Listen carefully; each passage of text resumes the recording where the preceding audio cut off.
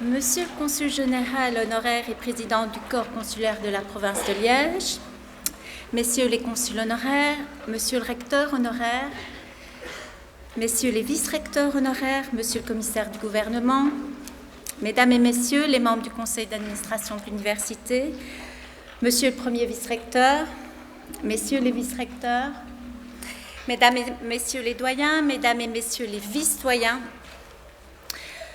monsieur le président du conseil du doctorat, messieurs les conseillers, chers collègues, mesdames et messieurs en vos titres et qualités.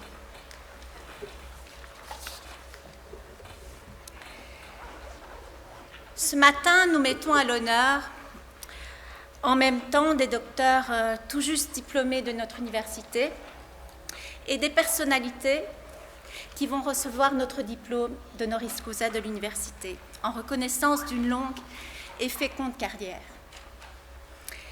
Vous vous doutez peut-être qu'il y a un message derrière cette symbolique de conjonction.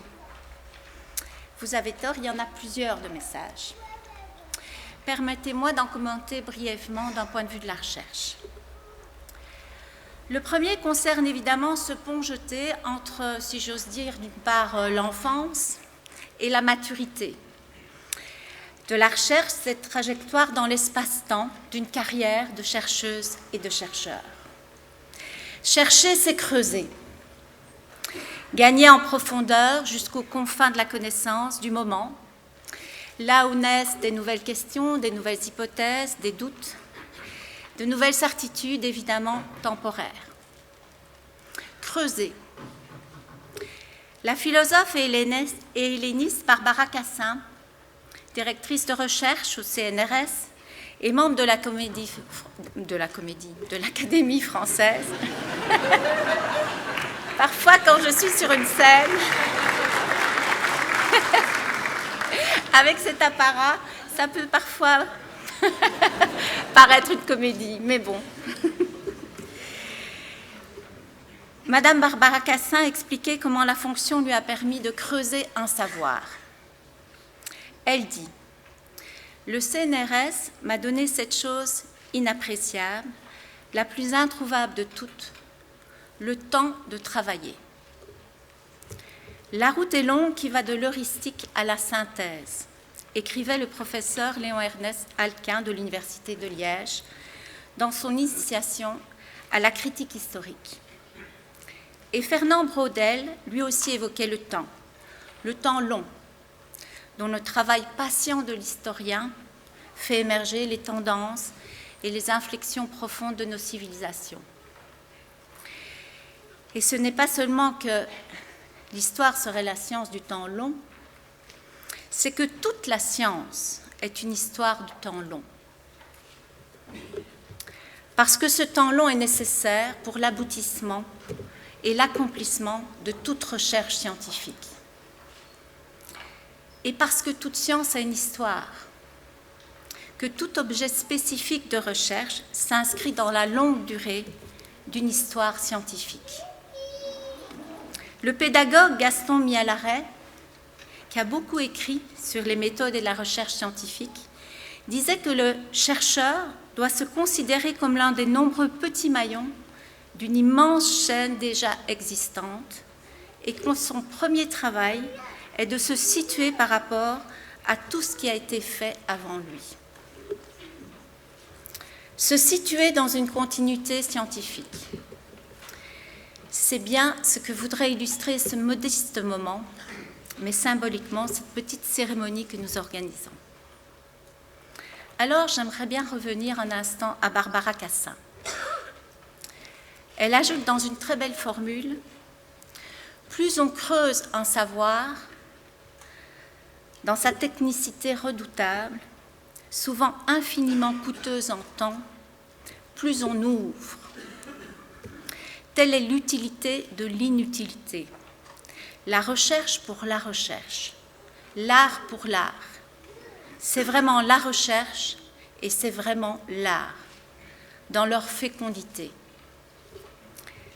C'est fondamental, parce que la recherche pour la recherche, l'utilité de l'inutilité et le temps long de la recherche, ça appelle, et je dirais même que ça s'appelle la liberté académique, la liberté du chercheur. En Belgique, le FNRS a pour devise la liberté de chercher. C'est précieux. C'est un bien commun, mais c'est un bien à défendre parce qu'il n'est jamais définitivement acquis. Il a de nombreux adversaires. L'ingérence politique ou économique qui peut vouloir instrumentaliser les recherches et les chercheurs. Cela arrive aussi dans nos démocraties. Certes sans la brutalité des dictateurs, mais peut-être sous forme plus insidieuse.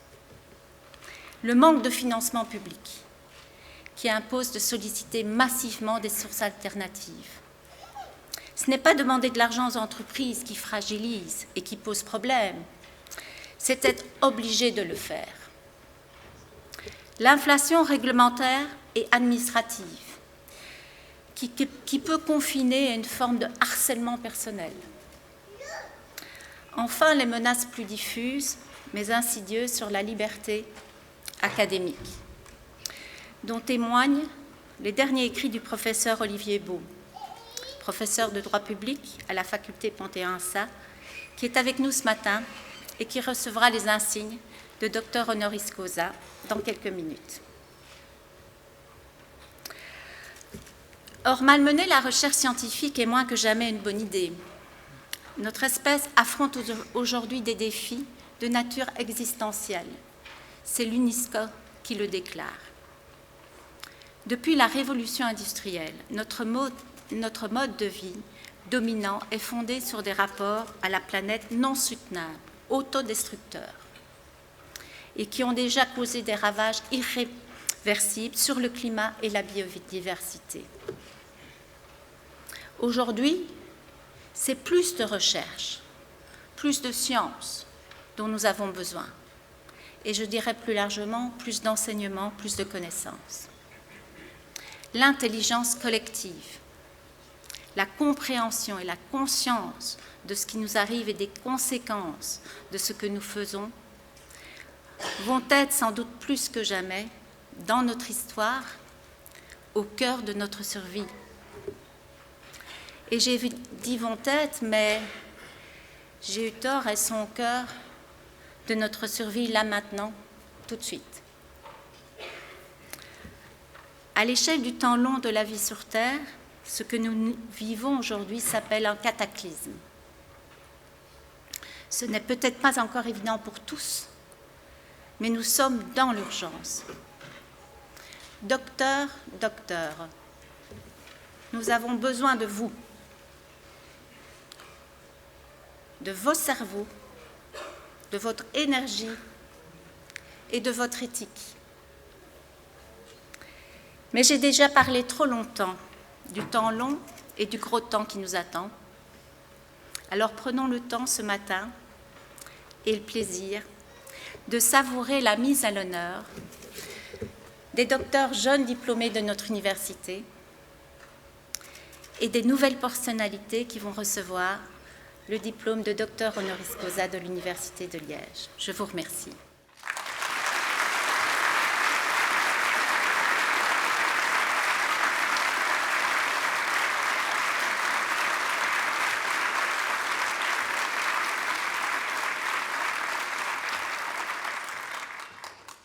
J'invite tout de suite le professeur Longré à me rejoindre sur scène pour adresser un mot à nos docteurs jeunes diplômés de l'Université de Liège.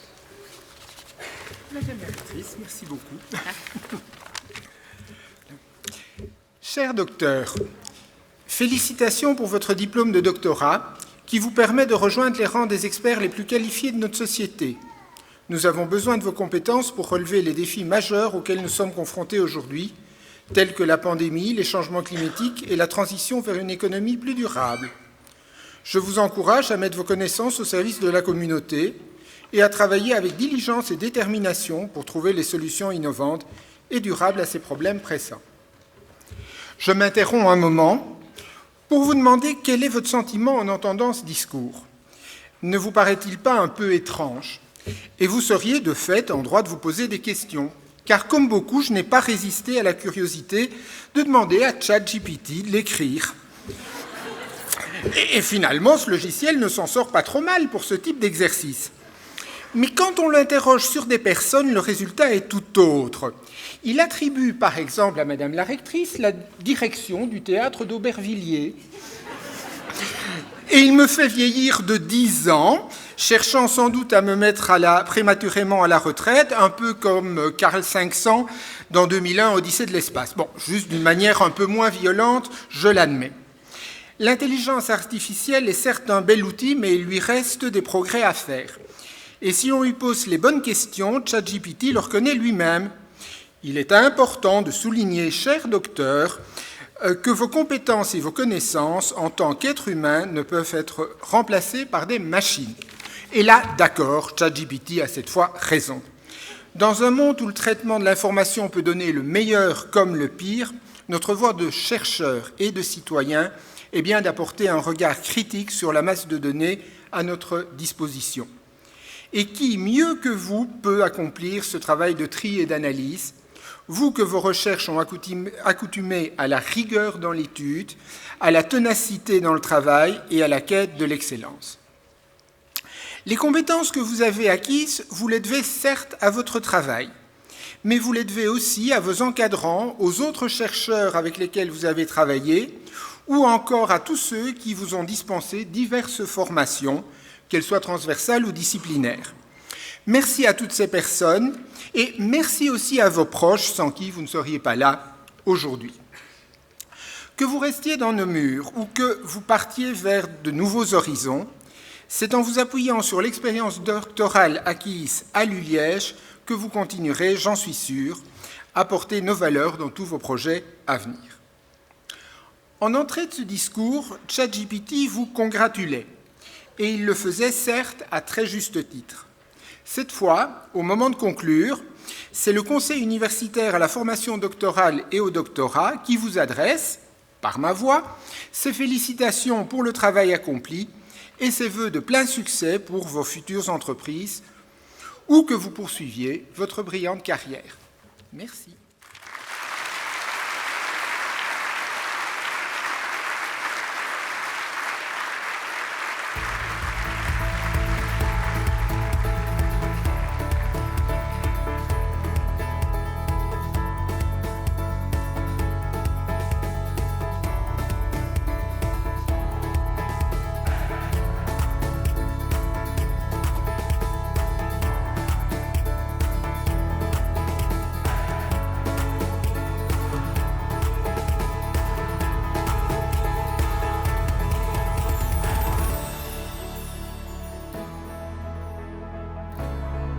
J'ai eu l'occasion de faire 3 mois au Canada. C'était vraiment, je pense, un moment intense d'être au Canada et de travailler énormément. Et puis finalement de pouvoir aboutir à ce premier article, je pense que c'est vraiment ça le point culminant. Le moment le plus fort de ma thèse, en réalité, je pense, c'est l'apothéose, le jour de ma défense. C'est pour moi le moment le plus fort. Parce que lorsque je me rends compte que je dois présenter ma thèse, l'émotion était déjà presque à son maximum. J'ai beaucoup aimé, on a deux thèses, deux défenses, pardon. Une défense privée et une défense publique. J'ai bien aimé la publique pour la visibilité que ça donne sur la recherche, d'inclure les proches et de permettre de montrer un petit peu ce qu'on fait. Mais j'ai encore mieux aimé la privée. Parce que la privée, vous allez avoir, dans mon cas, quasi 6 ans de thèse. Donc ça permet vraiment de décortiquer votre projet de thèse jusqu'au bout.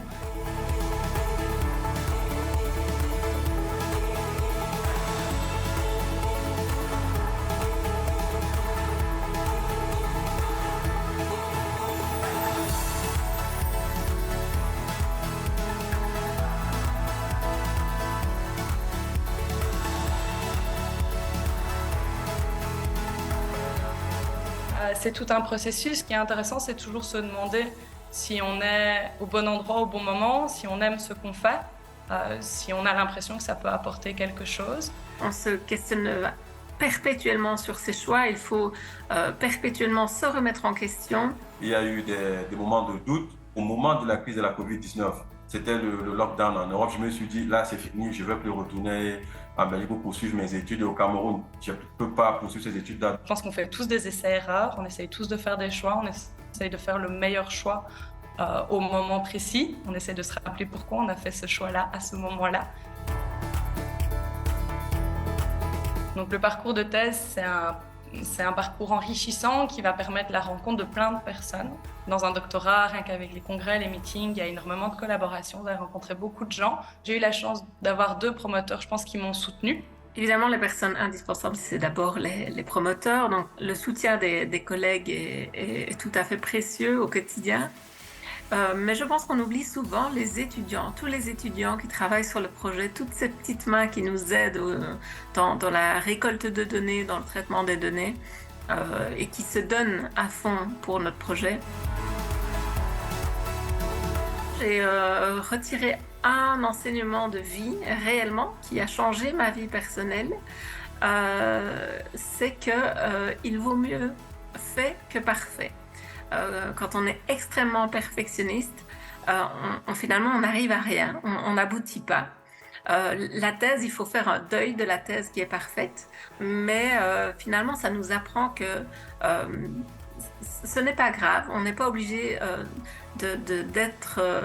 d'aboutir à quelque chose de parfait, mais bien y aboutir, c'est ça le principal.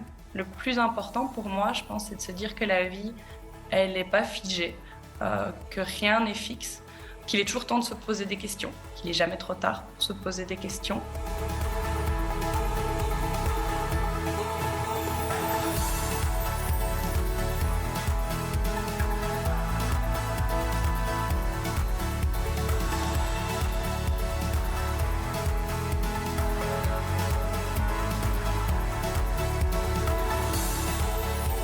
Défi, stimulation et doute. Curiosité, rester curieux tout le temps, c'est le plus important en recherche. Le deuxième que je donnerais, c'est la persévérance. La recherche peut être très solitaire. Vos proches vont avoir du mal à comprendre ce que vous faites, c'est normal parce que vous êtes dans un domaine tellement pointilleux. Donc je pense qu'il faut persévérer ou en tout cas être convaincu de ce qu'on fait. Et le dernier que je donnerais, c'est l'ouverture d'esprit. Restons ouverts d'esprit parce que la recherche, comme je dis, c'est extrêmement pointu. Vous êtes dans un domaine super précis, mais restez ouvert d'esprit des autres chercheurs. Endurance, persévérance et courage. Hein.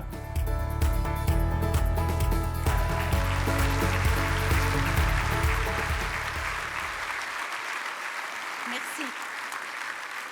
J'invite tout de suite le professeur Gerrekens, doyen de la faculté de philosophie et lettres, Madame Apter et sa marraine, Madame Bada, à me rejoindre sur scène.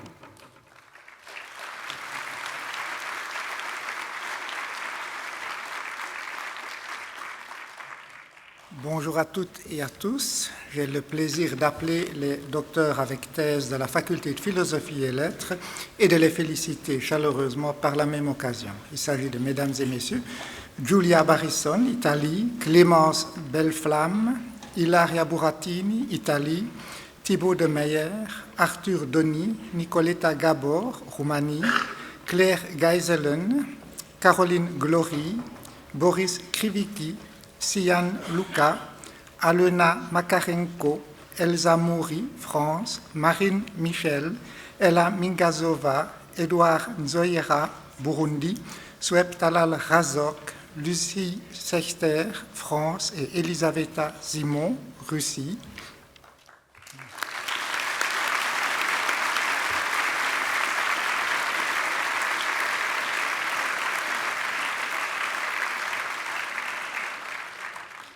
Et je passe la parole à Madame Bada pour présenter la docteure honoris causa.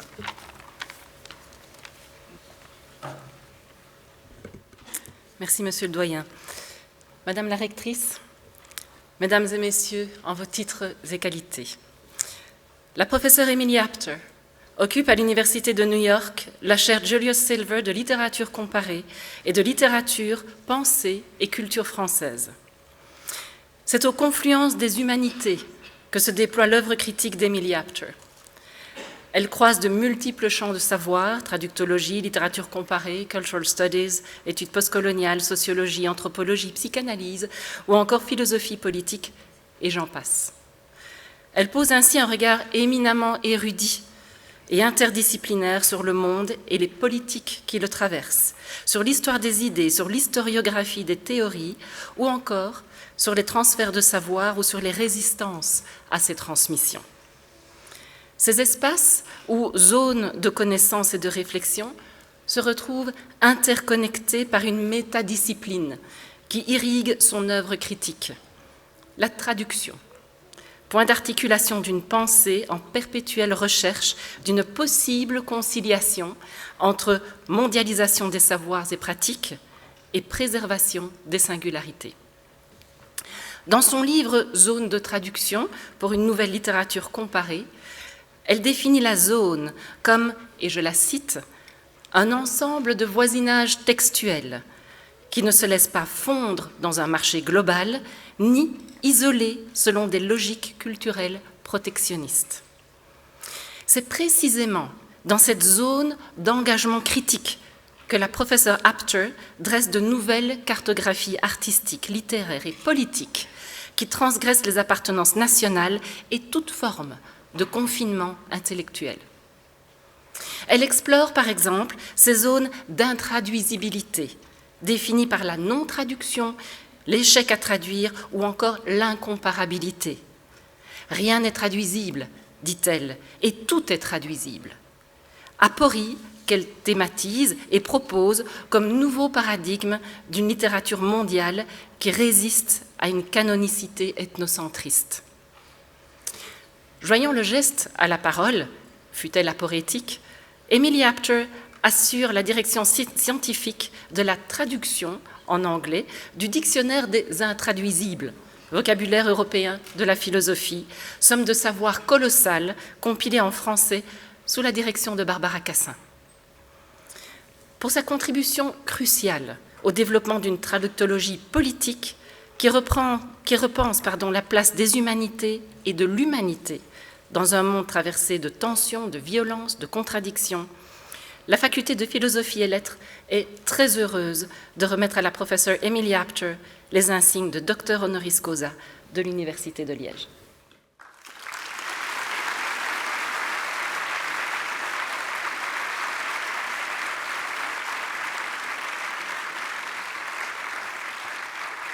J'invite Madame Apter à dire quelques mots pour nos docteurs jeunes diplômés.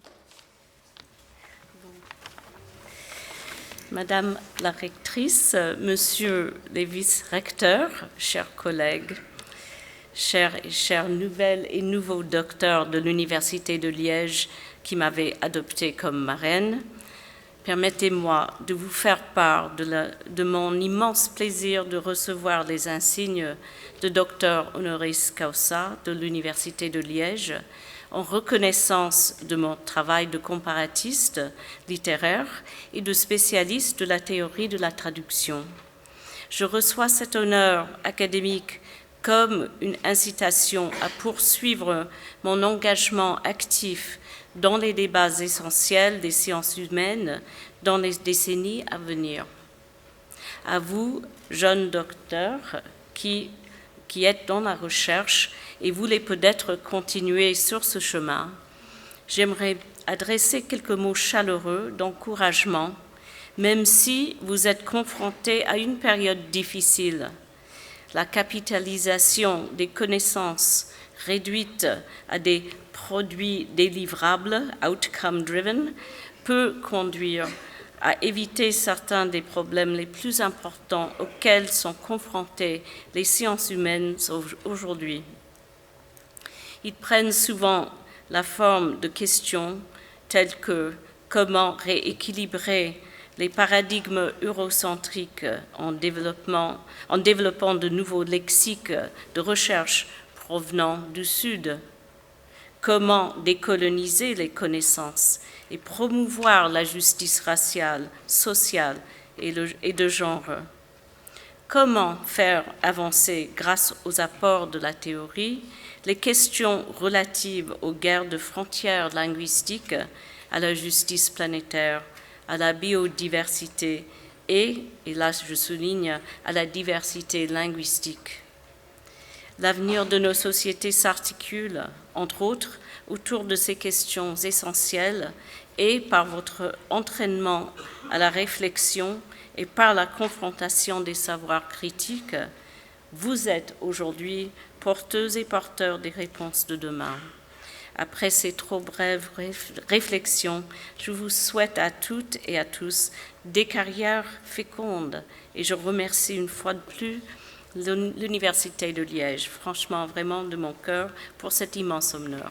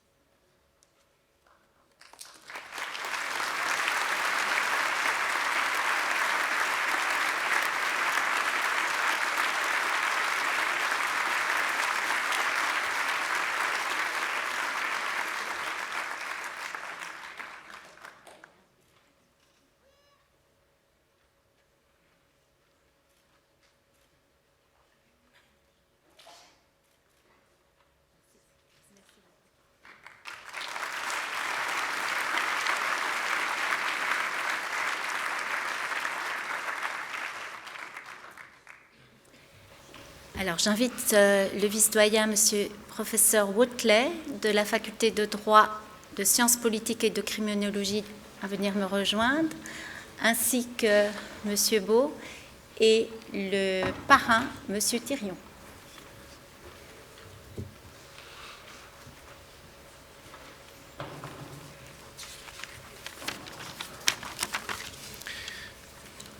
Madame la rectrice, mesdames et messieurs, j'ai le grand honneur et plaisir d'appeler les docteurs de la faculté de droit, de sciences politiques et de criminologie, dont certains sont présents et d'autres pas encore. Ils nous ont déjà rejoints sur la scène, vous les voyez. Il s'agit de M.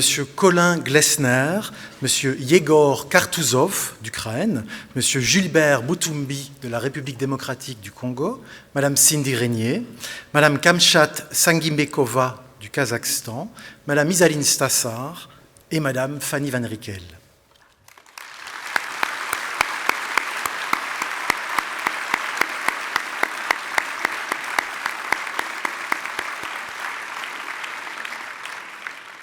Après ces applaudissements en guise de félicitations, j'ai le plaisir d'inviter mon collègue, monsieur le professeur Nicolas Thirion, à rejoindre le pupitre pour vous présenter monsieur le professeur Olivier Beau, à qui les insignes de docteur honoris causa vont être remis.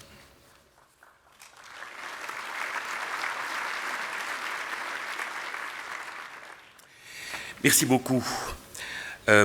Chers collègues, mesdames, messieurs, monsieur Olivier Beau est professeur à l'université Paris II Panthéon-Assas et il est un spécialiste de droit constitutionnel. Sa vision de la discipline l'éloigne toutefois d'une approche exclusivement technique de la matière. Selon lui, le droit constitutionnel est avant tout celui de l'organisation de l'État, de sa puissance et des pouvoirs à travers lesquels il agit. Il est un droit politique, un ius politicum, qui ne peut être compris qu'à la lumière de sa pratique, de son histoire, de son soubassement philosophique, à la lumière de cette culture, en un mot, qui lui donne son véritable sens. Cette conception l'a naturellement amené à orienter ses recherches vers la théorie générale de l'État. Il est à ce titre l'un des meilleurs spécialistes actuels de Jean Bodin, de Thomas Hobbes et de Raymond Garé de Malberg. Cette vision ouverte de l'étude du droit, connectée en particulier à l'histoire et à la philosophie politique, l'a également prédisposé à accorder dans ses réflexions une place de choix à la philosophie du droit, au point de rejoindre dès sa création l'Institut Michel Villet pour la culture juridique et la philosophie du droit, au sein de laquelle il a joué, jusqu'à aujourd'hui, un rôle crucial. Au-delà de ses travaux proprement scientifiques, Olivier Beau intervient depuis plusieurs années dans le débat public pour alerter sur les dérives de l'université française. Il est notamment l'auteur d'un essai récent dont Madame la rectrice a bien voulu évoquer la publication, essai intitulé « Le savoir en danger, menace sur la liberté académique ». Il y pointe, entre autres, de funestes interventions législatives, le poids de plus en plus excessif de l'administration universitaire et la montée en puissance des conformismes à la mode, fussent-ils parés des oripeaux en apparence plus séduisants du progressisme, comme facteur d'amoindrissement des libertés universitaires. Est-il besoin de souligner que ces percutantes analyses sont parfaitement transposables en communauté française de Belgique? Je vous remercie de votre attention.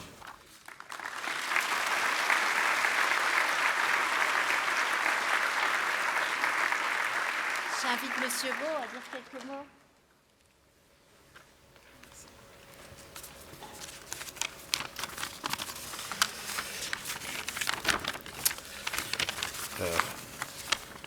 Bien. Le problème pour moi, c'est de bien ranger mes papiers. Avant de faire ce petit discours à l'attention des docteurs, je voulais évidemment remercier l'Université de Liège du grand honneur qui m'est fait ici de recevoir ce doctorat honoris causa et de remercier en particulier mes parrains. On m'a demandé de faire un petit discours à l'attention des docteurs et on m'a demandé d'être bref, ce qui est toujours difficile pour un universitaire. Donc je vais tâcher d'aller à l'essentiel, en commençant évidemment par féliciter vivement ces nouveaux docteurs d'avoir réussi à achever leur thèse et d'avoir ainsi obtenu le grade de docteur en droit de cette université. Un tel compliment pourrait sembler banal, mais seuls ceux qui n'ont pas fait de thèse ignorent la somme de difficultés qu'il faut surmonter pour l'achever. Il faut de la témérité, de la persévérance pour se lancer en thèse, mais il faut surtout de l'énergie pour tenir le cap pendant plusieurs années et ne pas céder au découragement, qui peut saisir à tout instant chaque thésard. Vous devez comprendre, cher docteur, ce moment comme étant certes un point d'aboutissement, mais aussi un point de départ. Le temps m'étant compté, je m'adresserai principalement à ceux d'entre vous qui veulent désormais s'engager dans la carrière universitaire. À cette fin, la qualité scientifique de votre thèse est, selon moi, une condition absolument nécessaire pour aller plus loin. Je dis souvent à mes doctorants, la thèse, c'est le passeport pour la carrière. Condition nécessaire, mais non suffisante, car il faut avoir en plus la vocation pour vouloir devenir universitaire. Vous pourrez me répondre que le fait d'avoir fait cette thèse est la preuve évidente que vous la possédez. Ce n'est pas si sûr, comme l'expérience me l'a démontré. En faisant cette thèse, vous vous êtes livré à un exercice que j'appellerais celui des figures imposées. Le plus souvent, le sujet de votre thèse vous a été donné par votre directeur, le Dr Vater, disent les Allemands, et ce dernier vous a encadré, tout comme l'institution. Désormais, docteur en droit ou en toute autre matière, vous allez devoir effectuer ce que j'appelle des figures libres, c'est-à-dire devenir vraiment adulte, c'est-à-dire chercher par vous-même, vous diriger tout seul, et ça, c'est difficile. Pour ceux qui remplissent ces deux conditions, pour se lancer dans la carrière universitaire, il leur reste le plus difficile, obtenir un poste. Sur ce point, mon seul conseil est de lire, ou plutôt j'espère le relire, la conférence magnifique de Max Weber sur le métier de savant. Avec son réalisme habituel, le sociologue allemand dit que le recrutement à l'université dépend surtout du hasard, donc de la chance. Ce pourrait être décourageant et totalement contraire à l'idée qu'on se fait du recrutement à l'université. Mais il ne faut pas mésinterpréter les paroles de Max Weber. Il semble nous faire penser que ce recrutement est une loterie, mais il veut simplement mettre en garde tous ceux qui se croient munis de travaux doctoraux excellents, qu'ils seront recrutés sans problème. C'est tout le contraire. Ce ne sera pas facile, et la chance jouera un rôle. Mais cette chance, il faut la forcer et ne pas céder au découragement. La ténacité est ici l'élément déterminant. Avoir la vocation d'université, c'est aussi et surtout, de nos jours, ne jamais renoncer à chercher cette voie. Enfin, je terminerai par le plus important peut-être, et qui concerne cette fois tous les docteurs ici présents. Sans forcément vous en être aperçu, vous avez acquis au cours de ces années de thèse une formation professionnelle unique qui devrait vous permettre de travailler avec succès partout où vous irez. En France, malheureusement, on méprise l'université et les universitaires, ses professeurs et ses docteurs. J'espère que pour vous, que ce n'est pas le cas en Belgique ou ailleurs, et que votre doctorat vous ouvrira toutes les portes, ici ou à l'étranger. C'est sur cet espoir que je voulais conclure cette brève allocution. Merci.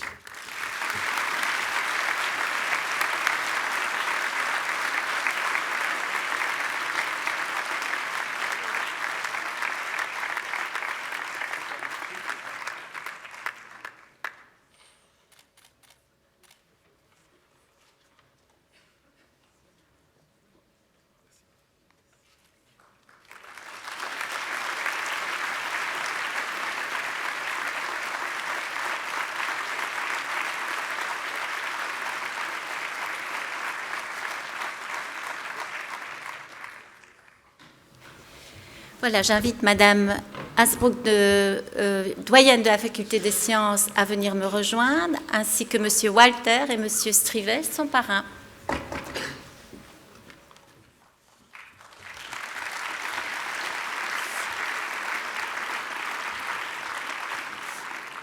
Bonjour à tous et à toutes.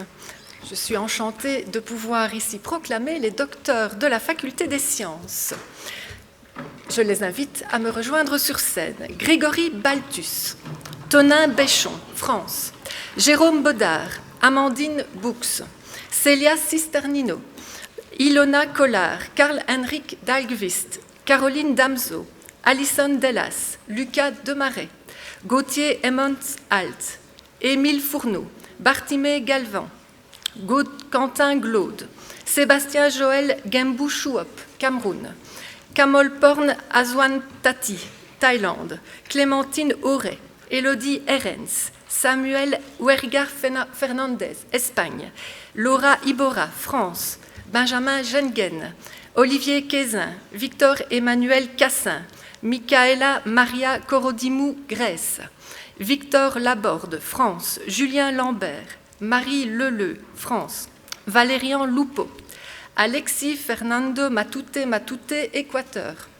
Sébastien Maoué, Felipe Mbevo Fendung, Cameroun, Daniel Miganti, Italie, Arman Mola, Romain Morodo Martinez, Charlène Gabriela Ngassam Tunzua, Cameroun, Nguyen Thi Tan Tao, Vietnam, Sualiu Njum Buyum Buyo, Moulium, Cameroun, Corentin Poffet, Mouna Rajdi, Tunisie, Charlie Robert, Sophie Rosou, Frédéric Rouling, Mor Tala Sall, Sénégal, Judith Sanchez-Gil, Espagne, Fabiana Siragusa, Italie, Maritza Torres Carrasco, Colombie, Thomas Toupi, Lynn Van de Viver, Pauline Van Leeuwen, France, Félix Vega de Luna, Mexique, Zuokun Wang, Chine, Sébastien Wouters et Yushun Zhao, Chine.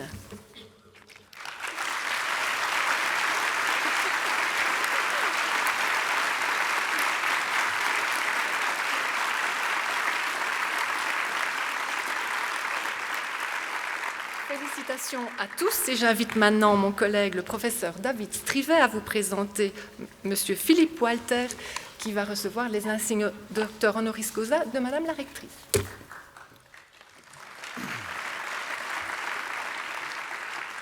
Merci Madame la doyenne, chère Madame la rectrice, chers collègues, Mesdames et Messieurs, bonjour les nouveaux docteurs, bonjour Élodie. J'ai le plaisir de vous introduire Philippe Walter, qui est candidat docteur honoris causa à la Faculté des Sciences, mais il aurait pu être aussi candidat à la Faculté de Philosophie et Lettres aussi, parce que ses recherches l'ont mené à se spécialiser dans l'étude des matériaux du patrimoine culturel. Il est physicien, il travaille en chimie, il travaille avec les sciences de la Terre. Ses recherches l'ont amené à développer des instruments innovants pour l'analyse des matériaux du patrimoine culturel. Il a ainsi contribué au développement des analyses par Faisceau-Dillon avec l'accélérateur installé en dessous du musée du Louvre. Il a joué un rôle pionnier dans l'utilisation du rayonnement synchrotron pour l'analyse de produits cosmétiques anciens et de peinture. En parallèle, il a développé aussi des prototypes d'instruments d'analyse portables et légers, permettant de travailler sur les terrains archéologiques ou dans les musées, ce qui a révolutionné l'analyse du patrimoine culturel. Ce ne sont plus les œuvres d'art qui viennent au laboratoire, mais c'est le laboratoire qui se déplace. Sa démarche dans le domaine de l'archéologie et de l'art l'a conduit à s'intéresser à des périodes variées, de la préhistoire à l'époque moderne. Il a dirigé différents programmes de recherche, dont un au sujet des aptitudes cosmétiques de l'Antiquité, en collaboration avec le laboratoire de recherche L'Oréal. Il a ainsi caractérisé les compositions et propriétés des maquillages, tant sur des statuettes féminines du Paléolithique supérieur que dans des flacons à phare égyptiens et romains. Il a également étudié les peintures de grottes ornées. Il revient juste de Chauvet, par exemple. De tombes égyptiennes et gréco-romaines ou celles de certains artistes de la Renaissance, comme Léonard de Vinci. Ses travaux aident à comprendre l'évolution des techniques utilisées durant la vie de l'artiste ou au cours des siècles, et à mieux connaître ceux qui ont conçu et réalisé ses œuvres et d'apprécier différemment leur création. Ces recherches montrent aussi que les manifestations artistiques sont une clé pour redécouvrir l'histoire de la chimie et plus largement les relations entre les arts et les sciences. Merci.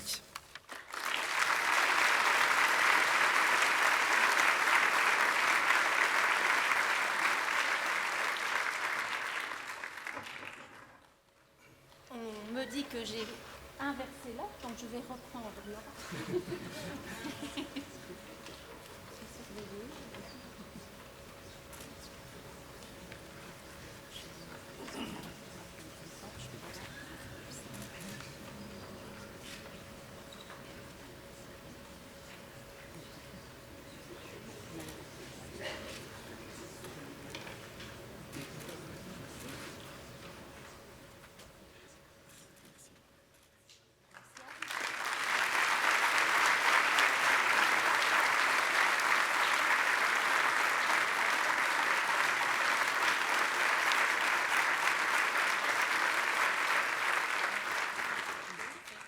Je vous invite à dire quelques mots. Oui.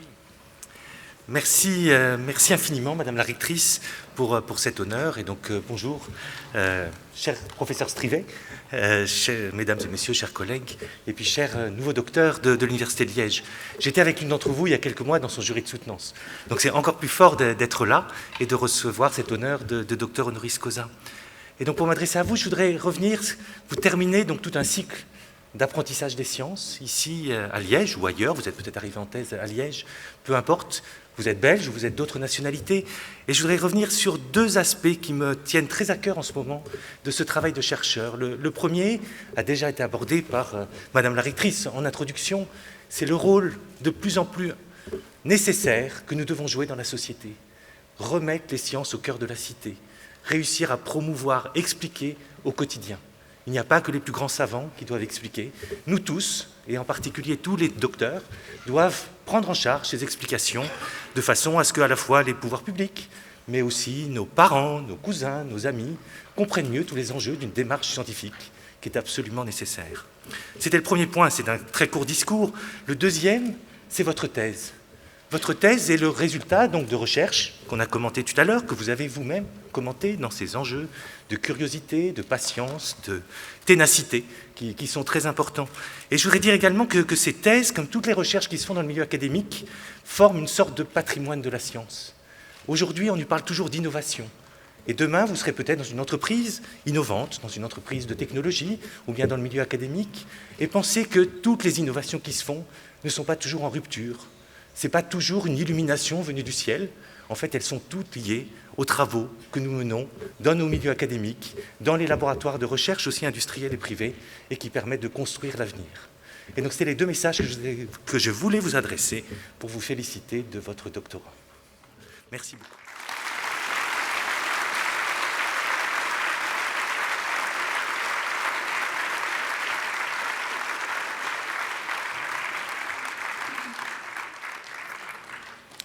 J'invite Monsieur Louis, doyen de la faculté de médecine, à me rejoindre, ainsi que Monsieur Dufaux et Monsieur Martin.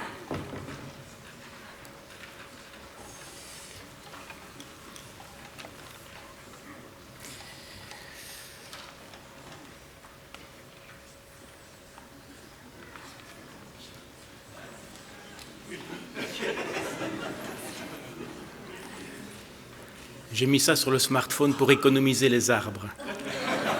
Mais j'ai pris un risque. Alors, c'est avec grand plaisir que je vous présente les docteurs à thèse de la faculté de médecine.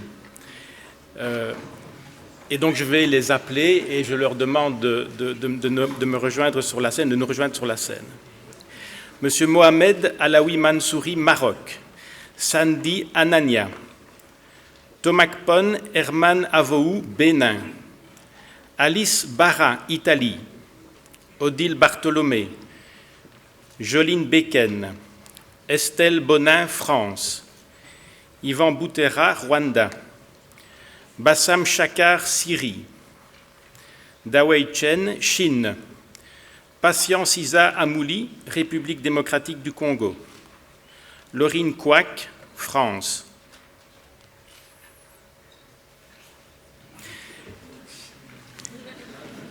Lucas Cour, France. Jacinthe Danco. Tamara Dangoulov, France. Élodie Duré. Paul Emmons. Anthony Genna, France. Zayé Gadar, France. Christian Gosset. Sophie Graff. Sabrina Amla, Algérie. Sarah Anache, Liban. Abdallah Kali Ibrahim, Pays-Bas.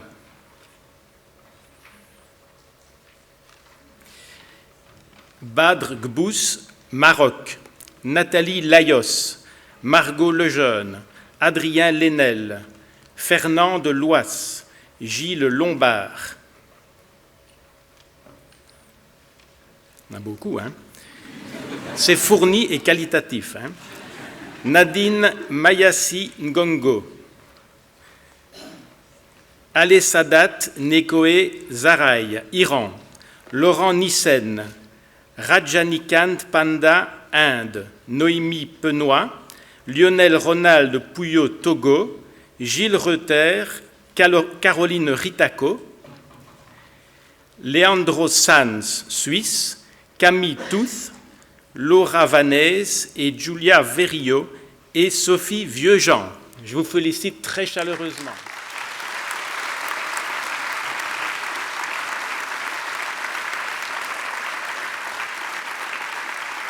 Et maintenant, j'appelle au pupitre mon collègue Didier Martin pour présenter notre docteur honoris causa, M. Hugues Dufaux de Montpellier. J'ai pris une feuille de papier pour ne pas retarder le protocole. Madame la rectrice, mesdames et messieurs, en vos titres et qualités, chers docteurs et leurs familles, le professeur Hugues Dufaux, neurochirurgien et chef de service au CHU de Montpellier, directeur d'unité INSERM. Pendant plus de 25 ans, il a amélioré la procédure chirurgicale qui consiste à opérer en conditions éveillées des patients porteurs d'une tumeur cérébrale, le plus souvent un gliome. Ceci permet de tester pendant toute la durée de l'opération les fonctions cérébrales, tester le langage, la motricité, la vision ou des fonctions plus subtiles encore, la mémoire de travail, l'attention, les émotions, permet de réaliser une véritable carte fonctionnelle cérébrale propre à chaque patient. Sur un plan thérapeutique, opérer ainsi un patient qui participe à l'opération autorise à être très audacieux dans la résection tumorale, même en s'approchant, voire même en pénétrant dans des zones fonctionnelles, et ceci triple l'espérance de vie. Plus on enlève de tumeurs, meilleur est le pronostic, tout en préservant la fonction et donc la qualité de vie personnelle, familiale, socio-professionnelle. Sur un plan fondamental, les observations du professeur Dufaux ont engendré d'importantes avancées dans la compréhension du fonctionnement du cerveau. Notre cerveau contient environ 85 milliards de neurones, chacun d'entre eux établissant plusieurs dizaines, voire centaines de milliers de connexions avec les autres neurones, et ceci est rassemblé sous le vocable de connectome. Le cerveau fonctionne donc en réseau et métaréseau, ce qui rompt complètement avec le dogme localisationniste classique, une zone cérébrale, une fonction. Ça permet de comprendre les importantes capacités de réorganisation du cerveau par une plasticité. Elle joue un rôle crucial dans les conditions normales de développement et d'apprentissage, ainsi qu'en pathologie, tout particulièrement pour stimuler la réparation et la récupération des patients cérébro-lésés. Pour ses travaux remarquables, Hugues Dufaux a reçu des prix prestigieux, dont la médaille Herbert Olive Krona, notre prix Nobel de neurochirurgie délivré par le Karolinska Institute. Mais à mon sens, ce qui le gratifie le plus est certainement la reconnaissance de chacun de ces patients qui lui ont confié et leur vie et la qualité de celle-ci, et c'est donc un honneur de pouvoir le compter parmi les personnalités prestigieuses de notre université. Merci.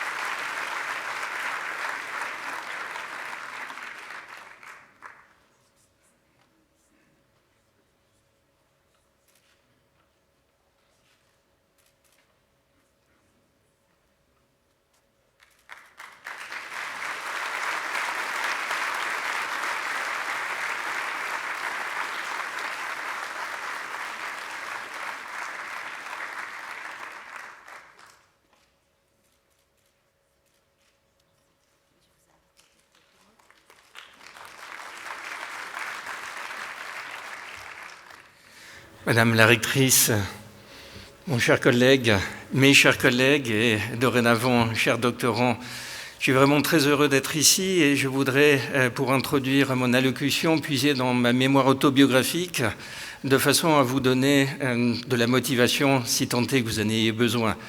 Quand j'étais jeune, on m'a dit qu'il y avait une zone qui correspondait à une fonction dans le cerveau et finalement, le cerveau fonctionnait en réseau.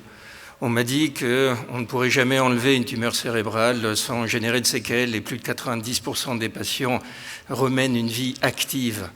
On m'a dit qu'on ne changerait jamais l'histoire des tumeurs cérébrales par une chirurgie entre guillemets délabrante et maintenant les patients vivent plus de 20 ans avec des gliomes de bas grade. On m'a dit que la chirurgie éveillée était du spectaculaire et finalement plus de 600 centres dans plus de 60 pays au monde actuellement reproduisent les mêmes résultats. Tout ceci pour vous dire, n'hésitez pas à être critique avec vous-même, avec les dogmes. Bousculez votre propre système nerveux central, il adore ça. Surtout, soyez motivés. Surtout, travaillez beaucoup de façon à entretenir cette passion, puisque finalement, on nous parle beaucoup de transhumanisme à l'heure actuelle, mais la définition du talent et de la neuroplasticité, c'est le travail. Et surtout, faites-vous plaisir, de façon ainsi à avoir, en particulier pour les médecins, mais ceci est censé servir de paradigme, de façon multimodale, leur permettre de vivre mieux et plus longtemps, mais également de vous remettre en question de façon quotidienne. Chaque acte devrait être réalisé comme si sa propre vie en dépendait. Et surtout, soyez créatifs. On parlait tout à l'heure d'innovation, je ne sais in fine pas ce que ça veut dire, puisque j'aurais passé ma vie simplement à observer la réalité, de temps en temps enlever des œillères, et vous allez voir la lumière, ou en tout cas en faire profiter autrui dans le cadre d'un continuum scientifique qui a été évoqué par Madame la rectrice et qui me tient particulièrement à cœur. Si mon propre système nerveux central qui m'a expliqué pendant toute ma vie qu'il n'y avait pas de limite jusqu'à éventuellement preuve du contraire, si j'ai pu le faire, vous pouvez le faire. Bon courage.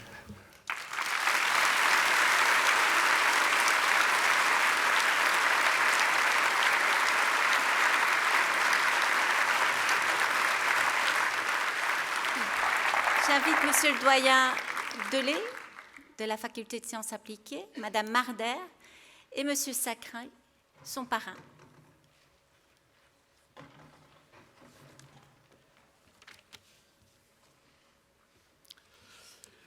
C'est avec grand plaisir que je vous présente les nouveaux docteurs hommes et femmes de la faculté des sciences appliquées.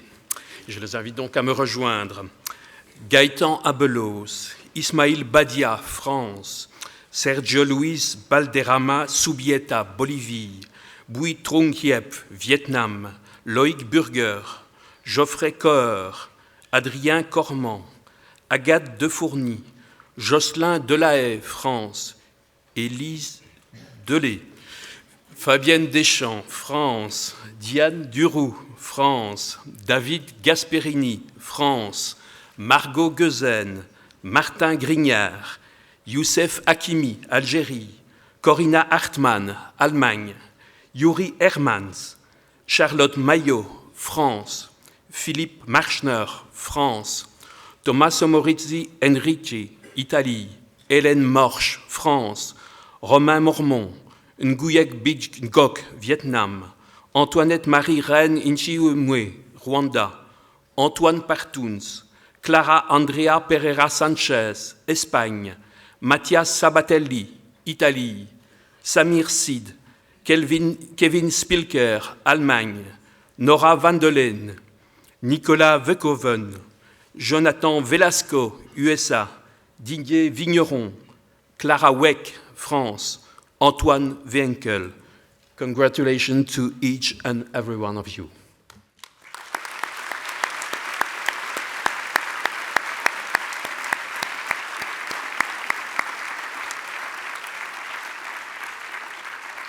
Et je cède la parole à mon collègue Pierre Sacré qui vous présenter la professeure Eve Martha. Merci, Monsieur le doyen. Mesdames, Messieurs, chers collègues, c'est avec un grand honneur que nous accueillons en Namur aujourd'hui Yves Marder, professeur en neurosciences à l'Université de Brandeis aux États-Unis. Yves Marder a consacré sa carrière à identifier les mécanismes qui rendent les systèmes neuronaux robustes aux perturbations, tout en étant sensibles et adaptatifs à l'évolution de leur environnement. Par une approche multidisciplinaire, Yves Marder a contribué à démontrer que les circuits neuronaux ne sont pas strictement précablés, mais peuvent être constamment reconfigurés par d'autres neurones ou substances externes pour produire une variété de comportements dynamiques via un mécanisme appelé neuromodulation. Ces découvertes ont remis en perspective la centralité apparente de la connectivité anatomique. Yves Marder a également été la pionnière des études sur la régulation homéostatique des propriétés intrinsèques neuronales et a inspiré les travaux de recherche de nombreuses équipes dans le monde sur le mécanisme par lequel le cerveau reste stable tout en permettant des changements au cours du développement et de l'apprentissage. Les travaux d'Yves Marder ont également un impact au-delà des neurosciences au sens large. En ingénierie, ces travaux ont inspiré le développement de nouvelles approches neuromorphiques de contrôle adaptatif. Ce sujet en pleine expansion a un impact potentiel majeur pour le développement de nouveaux systèmes intelligents de faible consommation. Pour terminer, et parce que la recherche scientifique est avant tout une aventure humaine, je voudrais souligner les grandes qualités de mentor de Yves Marder, qui a formé au cours de sa carrière un grand nombre de chercheurs et de chercheuses avec une exceptionnelle bienveillance. Nous sommes très heureux de compter aujourd'hui Yves Marder parmi les membres d'honneur de notre université.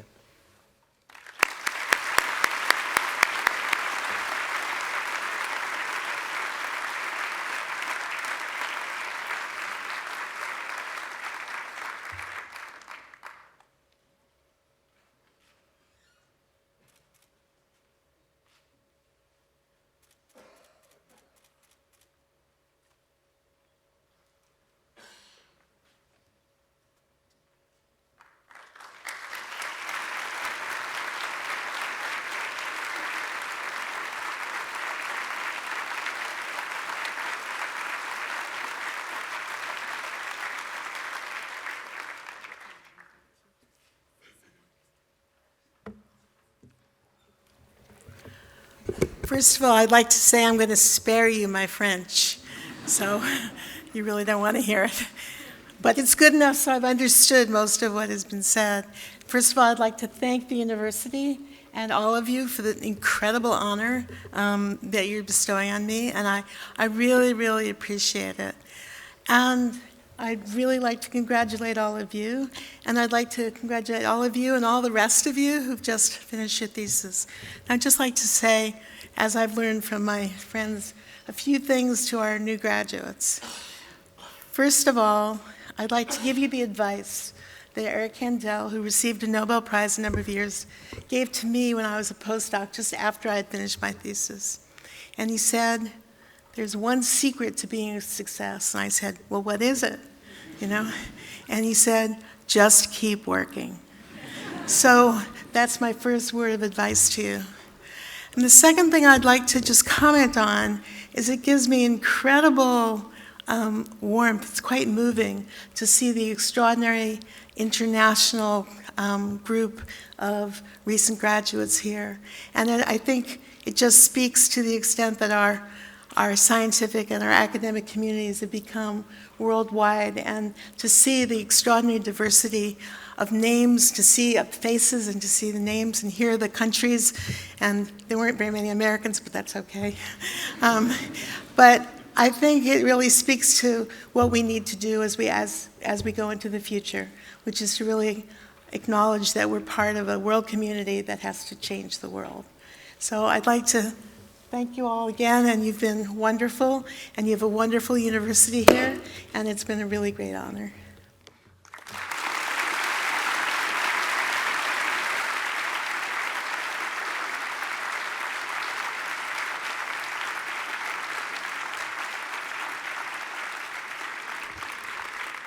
J'invite Madame Hart, doyenne de la faculté de médecine vétérinaire, Madame Charpentier et Monsieur Van der Splassen, son parrain, à venir me rejoindre.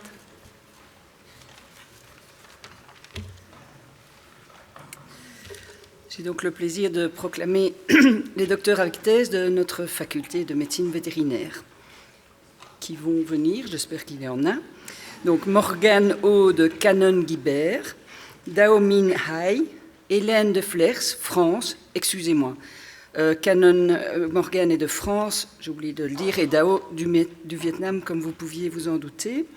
Sandrine Dufourny, Laurence Évrard, Gauthier Gilliot, Emmeline Goffin, Audrey Abetz, Pauline Loos, Céline Maquet, Kat Negerman, Nguyen Li An Dao, Nguyen Thi Xuang Phung, Nguyen Van Duy, Vietnam tous les trois, Marilyn Poupeau, France, Sylvia Rabat, Italie, et Ayan Zhang de Chine. Je vous félicite.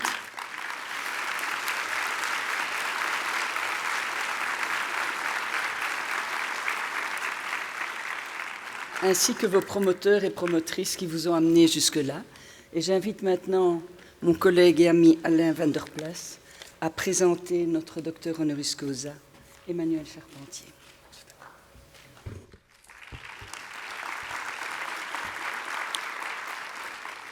Madame la rectrice, Mesdames, Messieurs, en vos titres et qualités, il me revient l'honneur et le privilège de vous présenter la docteure Emmanuelle Charpentier, lauréate du prix Nobel de chimie en 2020.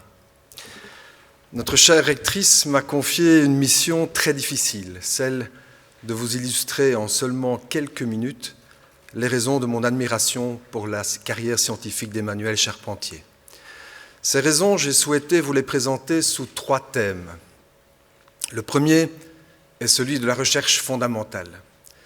Les recherches fondamentales réalisées par la docteure Emmanuelle Charpentier sont d'une extrême beauté et d'une incroyable originalité. Elles portent sur le système immunitaire des bactéries. Les bactéries, comme tout organisme vivant, subissent continuellement des tentatives d'infection par des virus. Au cours de l'évolution, les bactéries ont acquis un ensemble de mécanismes leur permettant de se prémunir de ces infections. Parmi les mécanismes antiviraux décrits à ce jour chez les bactéries, le plus beau est sans aucun doute celui qu'a découvert Emmanuelle Charpentier.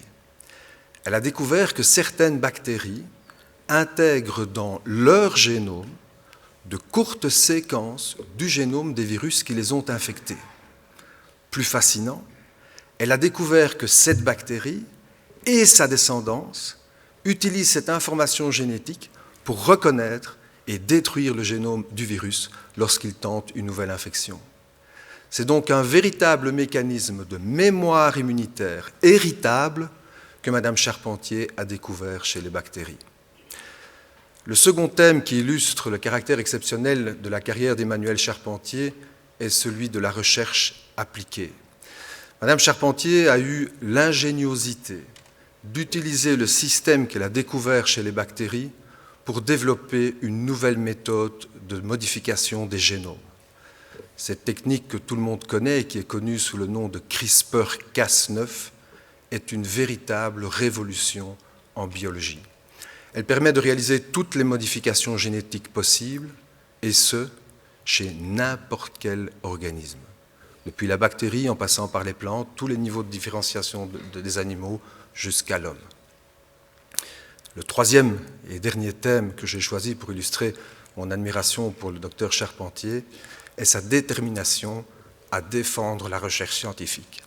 Madame Charpentier s'investit sans compter depuis de nombreuses années à promouvoir et à défendre le financement de la recherche scientifique.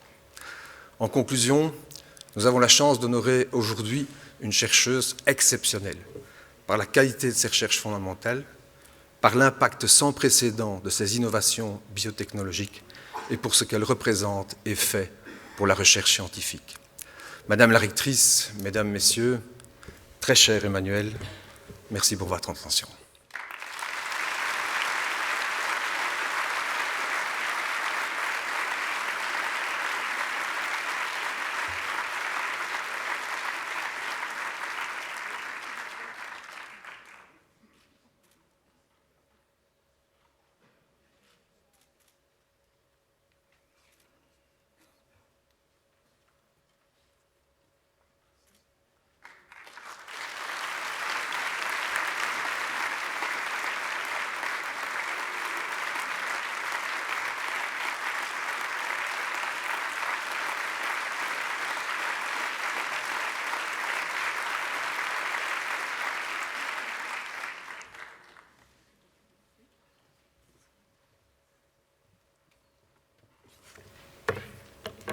Madame la rectrice, Monsieur le vice-recteur, chers collègues, chers diplômés, aussi leurs familles, leurs parents et leurs amis, félicitations pour votre diplôme. Vous avez eu la chance de recevoir une éducation de classe mondiale à l'Université de Liège. Vous avez beaucoup travaillé. Vous vous êtes beaucoup engagé pour atteindre votre but. Bravo. Alors que vous entamez un nouveau chapitre de votre vie, j'espère que vous envisagerez d'explorer de nouveaux domaines et de vous lancer de nouveaux défis. C'est à votre tour maintenant de soutenir l'éducation et la recherche. Soyez inspirés, soyez une source d'inspiration pour ceux qui vous suivent. Soyez courageux, prenez des risques. Nous avons besoin d'une génération de personnes ambitieuses pour relever les défis d'aujourd'hui et de demain. Je vous souhaite beaucoup de chance pour la suite. Et je finirai par dire, voilà, cherchez, recherchez, poussez les portes, vivez, c'est important de vivre, prenez le temps, doutez. Et surtout, soyez heureux dans vos choix. Et n'hésitez pas aussi à changer de parcours. C'est ce que j'ai fait. C'est ce que j'ai fait plusieurs fois en voyageant aux États-Unis, en Europe, en étant mobile. Et je voudrais finir aussi en donnant mon admiration toujours à tous les étudiants et tous les chercheurs qui parcourent le monde, qui viennent du monde entier, et particulièrement les diplômés de contrées lointaines et exotiques. Il y a beaucoup de courage et d'engagement pour aller dans un autre pays et faire de la recherche ou continuer aussi l'enseignement. J'espère que c'est ce que vous choisirez. C'est très important pour l'avenir. Merci beaucoup.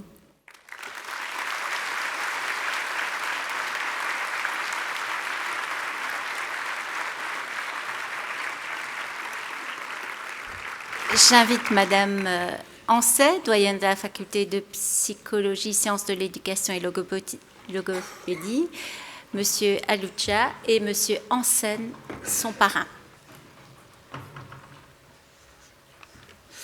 Mesdames, Messieurs, j'ai le plaisir de proclamer les nouveaux docteurs de la faculté de psychologie, logopédie et sciences de l'éducation. Il s'agit de Vincent Alonso Vilches, Jérémy Bonny, Stéphanie Chartier, Liane Kyodo, Daphné Chilinski, Charlotte De Jager, Amandine Diewa, Edith Elkouba du Liban, Jacques Georges, Camille Guillemin, France, Camille Moitel, France, Mathilde Ray, France, Floriane Rousseau, Anton Verreschagen et Morgane Warnier.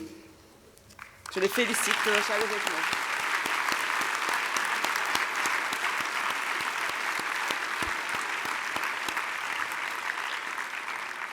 J'invite mon collègue, le professeur Michel Hansen, à présenter notre docteur honoris causa, le docteur Anton Alujo.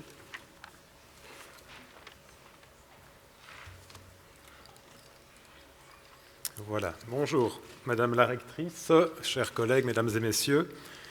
La personnalité est un domaine de recherche assez important en psychologie parce que la personnalité détermine beaucoup de résultats dans différents aspects de la vie, comme le bien-être, la réussite professionnelle, la réussite académique et la santé physique et mentale. À ce titre, le professeur Anton Aluja fait figure de référence internationale dans l'évaluation de la personnalité et dans l'exploration également des bases biologiques de la personnalité et des comportements humains. Avec toute la rigueur qui le caractérise, il a particulièrement développé un questionnaire de personnalité sur les bases des travaux de Marvin Zuckerman, et cet outil a rencontré rapidement un engouement international et constitue réellement donc un des meilleurs instruments pour évaluer la personnalité. Dans le même esprit, il a aussi contribué de manière décisive à la question de l'universalité des traits de la personnalité grâce à ses travaux de validation de questionnaires et plus particulièrement sur les aspects transculturels. Avec un accent plus spécifique sur les bases biologiques et génétiques de la personnalité, ces études ont permis également d'enrichir de manière considérable les connaissances sur le rôle joué par l'agressivité et l'impulsivité sur la prise de décision et les addictions. En ne négligeant pas non plus les aspects cliniques, Anton Aluja a également réalisé de nombreux travaux incontournables sur les relations qu'entretiennent personnalité normale et personnalité pathologique, en apportant des éclairages majeurs sur les taxonomies classiques. Enfin, ces activités de recherche ont porté également sur l'investigation de prédicteurs psychologiques de troubles somatiques, en mettant en exergue notamment leur importance lors d'une évaluation psychologique. Nous sommes très contents, avec la faculté de psychologie, donc, de pouvoir remettre les insignes docteur honoris causa au professeur Anton Aluja.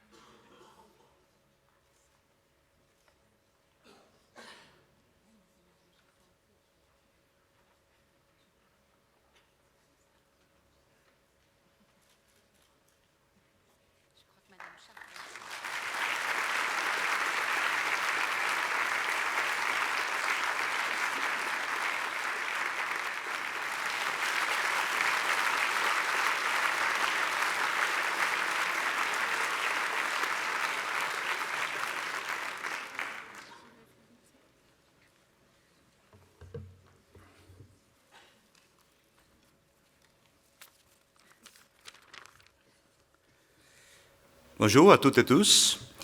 Les protagonistes centraux de cet événement académique sont sans aucun doute les nouveaux docteurs. Permettez-moi de m'adresser à vous par vos prénoms. Amandine, Anton, Camille Moitié, Camille Guillemin, Charlotte, Daphné, Edith, Florian, Jacques, Jérémy, Liliane, Mathilde, Morane, Stéphanie, Vincent, tous, oui. Vous avez pris un jour la décision de vous engager dans le travail menant à une thèse de doctorat et vous avez révélé un défi important. Finalement, vous êtes parvenu avec succès et vous êtes maintenant docteur de l'Université de Liège.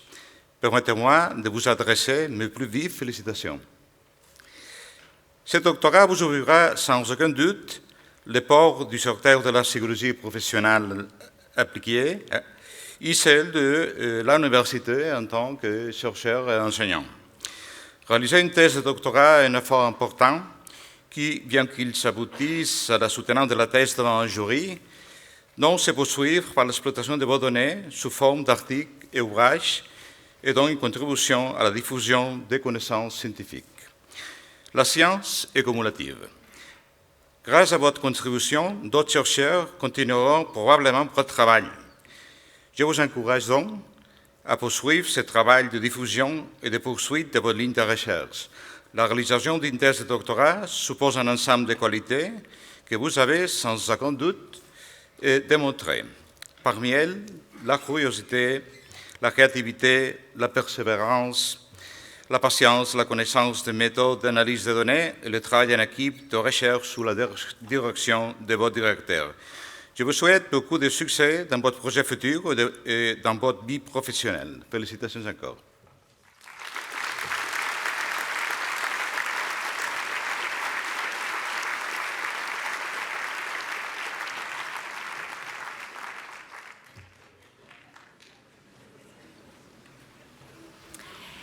J'invite Monsieur Nissen, doyen de la faculté d'HEC, École de gestion, Monsieur Clerc, parrain de Madame Lagarde, qui n'a pas pu se joindre à nous aujourd'hui. Mesdames et messieurs, en vos titres et qualités, c'est avec un grand plaisir et beaucoup d'honneur que je vais proclamer les docteurs avec thèse d'HEC Liège, École de gestion,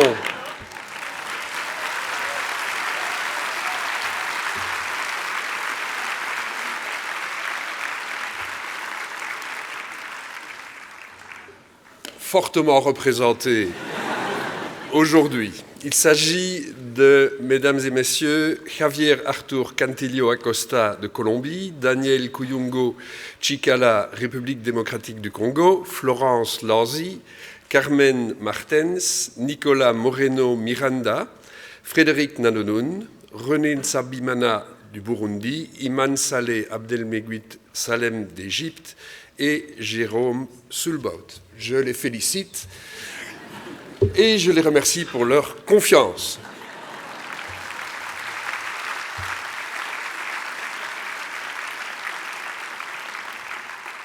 Alors, je passe la parole à mon collègue, le professeur Pierrick Clerc, qui va vous présenter notre docteur honoris causa, Madame Lagarde, qui n'a pas pu nous rejoindre aujourd'hui, mais qui nous a promis qu'elle viendrait à Liège bientôt. Merci, Monsieur le Doyen, Madame la Rectrice, Mesdames et Messieurs, en vos titres et qualités. Madame Christine Lagarde est une pionnière. En 2007, elle devient la première femme nommée au poste de ministre de l'Économie, des Finances et de l'Emploi en France. Elle contribue alors à la modernisation de l'économie française par des lois favorisant l'auto-entrepreneuriat et le renforcement de l'attractivité du territoire. En 2008, dans le cadre de sa présidence du Conseil des ministres de l'Économie et des Finances de l'Union européenne, elle promeut des politiques internationales axée sur la supervision et la réglementation financière, visant à renforcer la gouvernance économique mondiale. Devenue présidente du G20 lorsque la France en assume la présidence pour 2011, Madame Lagarde lance un vaste chantier de réforme du système monétaire international qu'elle approfondit lorsqu'elle devient, la même année, la première femme à être nommée directrice générale du Fonds monétaire international. Elle contribue alors à redonner du crédit à une institution attaquée de toutes parts dans un contexte international extrêmement agité pour l'économie mondiale. Deux orientations majeures prises par le FMI sont à mettre à son actif. Tout d'abord, l'instauration d'une réforme visant à donner plus de poids aux pays émergents. Ensuite, la volonté de mettre enfin au cœur des débats les questions du réchauffement climatique et du creusement des inégalités. Le dérèglement climatique est également au cœur de son action à la présidence de la Banque centrale européenne, fonction que Madame Lagarde est, à nouveau, la première femme à occuper. Dès le début de son mandat, et en dépit d'une situation internationale complexe marquée par la crise du Covid et la guerre en Ukraine, elle décide de réorienter les rachats d'actifs de l'institution vers des titres respectant des critères environnementaux. Une mesure similaire devrait être prochainement adoptée par un certain nombre de grandes banques centrales à travers le monde, illustrant une nouvelle fois le rôle de pionnière de Madame Lagarde. Je vous remercie.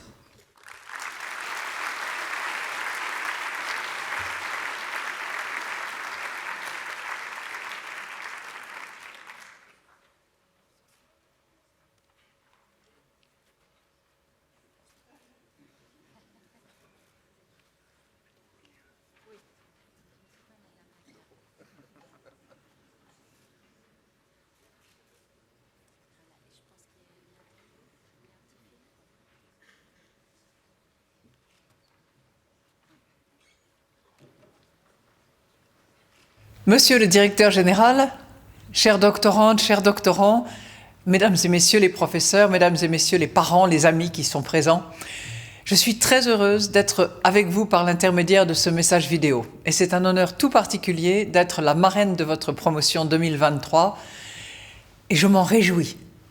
Donc, félicitations d'abord à toutes et à tous. Cette cérémonie vient clôturer un long parcours. Et pour être là aujourd'hui, vous n'avez ménagé ni votre temps, ni votre énergie, ni vos efforts. Et ce faisant, vous avez fait avancer les frontières de la recherche, fidèle à la devise de l'Université de Liège, qui veut que l'excellence par la science. Mais même si le mérite est d'abord et avant tout le vôtre, personne, aucun d'entre vous dans cette pièce n'a entrepris ce parcours seul. Vos parents, vos proches, vos amis, vos enseignants, vos professeurs vous ont appuyé sans réserve. Bravo à eux aussi. Maintenant que vous avez fini cette partie-là de votre parcours, des opportunités vont s'ouvrir à vous. Et ce sera à vous de choisir où vous mènera votre parcours. Alors, permettez-moi de vous donner 3 conseils pour vous accompagner sur ce chemin. Vous en retiendrez peut-être un sur les 3. D'abord, se souvenir évidemment de la devise « Il n'est pas besoin d'espérer pour entreprendre ni de réussir pour persévérer ». Ces mots de Guillaume Ier, fondateur de l'Université de Liège, peuvent vous aider en cours de route avec mon premier conseil. Entreprenez. N'espérez pas le changement, ne l'attendez pas, incarnez-le. Soyez prêts à prendre des risques. Calculez certes, mais prenez des risques et n'ayez pas peur de vous réinventer. C'est une des principales leçons que j'ai apprises au cours de mon parcours. Deuxièmement, je l'appliquais souvent. Serrez les dents et souriez.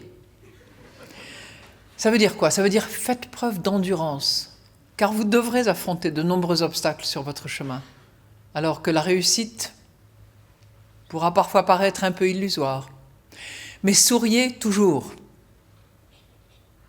Troisièmement, vous n'êtes pas seul. Comptez sur les autres. Comptez sur les autres, pas seulement pour qu'ils vous aident, mais pour les aider, eux aussi, à monter, à se développer, à s'enrichir en même temps que vous. Et pas seulement ceux qui sont vos égaux, ceux qui sont avec vous, parce qu'on ne réussit qu'en équipe. Oubliez tout, retenez 1, 2 ou 3 conseils, prenez la route, et encore une fois, toutes mes félicitations. Je vous souhaite beaucoup de réussite, beaucoup de bonheur dans vos parcours professionnels et personnels. Vous l'avez bien mérité.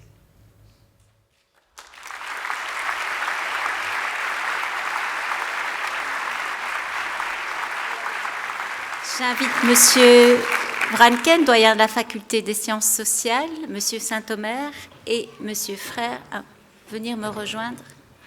Son parrain.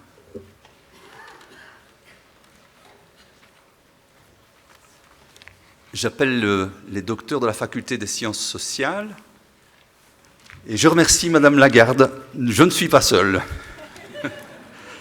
Voici les docteurs qui ont été diplômés docteurs au cours de cette année académique. Mensa Kofi Maunion André Aina, Bénin. Amanda Carolina da Silva, Brésil. Coralie Darcy. Renaud de Baquer. Jean-François Husson. Oscarine Chimène Mela, Cameroun, Alice Mignot, France, Andrianina Rokotosawa, Madagascar et Mohamed Samba, Sénégal. J'invite à présent le professeur Bruno Frère de ma faculté à nous rejoindre. Il va vous présenter, ah ben oui, il était déjà là, c'est pas grave, le professeur Yves Saint-Omer, qui est professeur à l'Université de Paris 8.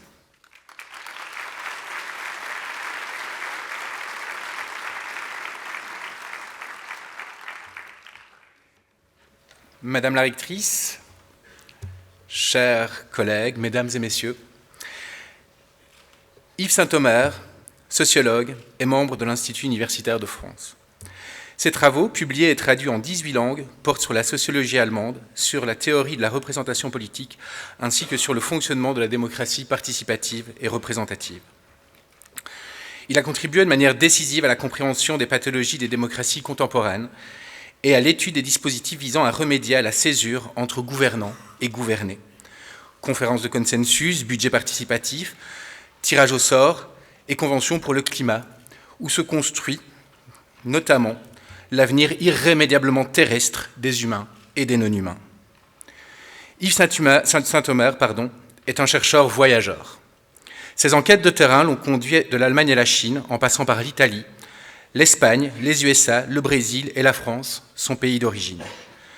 Après sa thèse de sciences politiques, soutenue en 1996 à l'Institut Univers de Florence, Yves Saint-Omer a été recruté comme professeur à l'Université de Paris 8. Il a ensuite été directeur adjoint du centre Marc Bloch à Berlin entre 2006 et 2009. Il a été reçu comme chercheur invité par de prestigieuses institutions. l'université Goethe de Francfort, l'université d'Oxford, l'université de Tsinghua à Pékin et la Harvard Kennedy School aux États-Unis. Les travaux d'Yves Saint-Omer sont mondialement connus et reconnus sur chacun des thèmes qu'il a abordés au cours de sa carrière. Le fonctionnement des conseils de quartier, les jurys citoyens, la pensée de Max Weber, la pensée de Jürgen Habermas, l'histoire du tirage au sort de la République de Florence, la mise à l'agenda des enjeux climatiques, et la montée des partis populistes. Malgré la diversité des terrains et des questions qu'il aborde, une ambition relie l'ensemble de ses recherches. Élaborer une analyse globale de ce que signifie la notion même de démocratie. Au croisement de la sociologie, de la science politique, de l'histoire et de la philosophie, les ouvrages d'Yves Saint-Omer se sont imposés comme des références incontournables pour celles et ceux qui étudient aujourd'hui les mutations de la vie à plusieurs. Enfin, je relèverai que ces enquêtes de longue durée s'accompagnent d'un engagement personnel dans la vie de la cité. Yves Saint-Omer fait partie de ceux qui n'ont pas renoncé à faire saillir les possibles coordonnées d'un nouveau monde commun, moins productiviste, moins patriarcal, moins divisé. En décernant cette distinction au professeur Yves Saint-Omer, la faculté des sciences sociales souhaite mettre en exergue les contributions de ses travaux à une approche vivante, critique et surtout radicalement émancipatrice des sciences sociales. Je vous remercie.